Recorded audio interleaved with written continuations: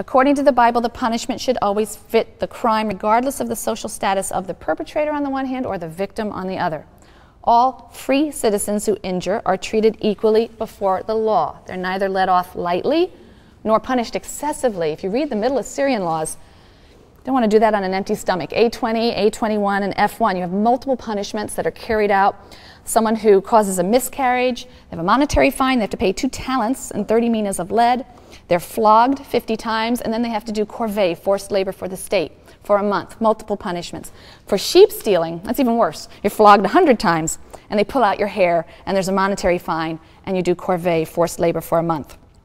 So are these ideas, is this idea that the punishment should be neither too little nor too much, it should match the crime, that all free persons are equal before the law, that one standard should apply regardless of the social status of the perpetrator or the victim?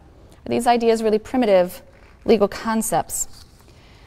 In addition to asserting the basic equality before the law for all free citizens, the Bible mandates concern for the disenfranchised. We've already seen that a little bit in the laws of Leviticus 19, verses 9 to 10, which says that you have to leave, don't go over your fields picking every little last bit, just go through, get what you need, but leave a little bit behind and let the poor and the stranger glean there.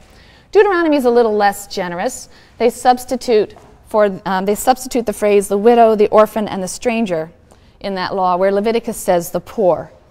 Deuteronomy 24, verses 20 to 22. When you beat down the fruit of your olive trees or gather the grapes of your vineyard, do not go over them again. That which remains on the tree shall go to the stranger, the orphan, and the widow. Always remember, you were a slave in the land of Egypt. Therefore do I enjoin you to observe this commandment.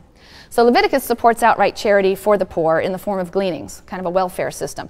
Deuteronomy has more of a workfare system in mind. They actually never mention the poor. It's only Leviticus that mentions the poor.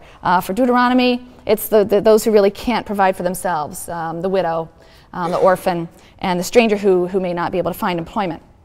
The poor should be working, but you can assist them with loans, according to Deuteronomy, and these should be generous. Here's Deuteronomy's admonition to loan money to the poor, even if it means potential loss to yourself, because the 7th year is imminent, the sabbatical year. In the sabbatical year, all debts were released, canceled. Okay, sort of an economic corrective to restore people to a more equal economic situation. So in the 6th year, some people will feel, I don't really want to lend money. It's going to be canceled next year. I won't get my money back. Loans must be made, even if the debt will be canceled, for the simple reason that the problem of poverty is a terrible and persistent problem. Deuteronomy 15, verses 7 through 11.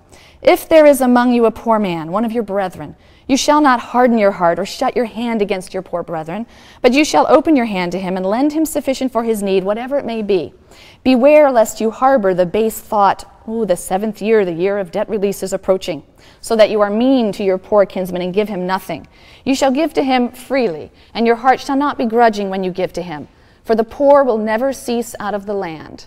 Right? The poor will always be with you. This is where it comes from, but it gets misquoted later. It's taken to mean the poor are always with you so you don't have to do anything. It's not what it means here in Deuteronomy. Lend to them because the poor will never cease out of the land. Therefore I command you, open wide your hand, get busy, give charity. It's a problem that never goes away, so you can never rest.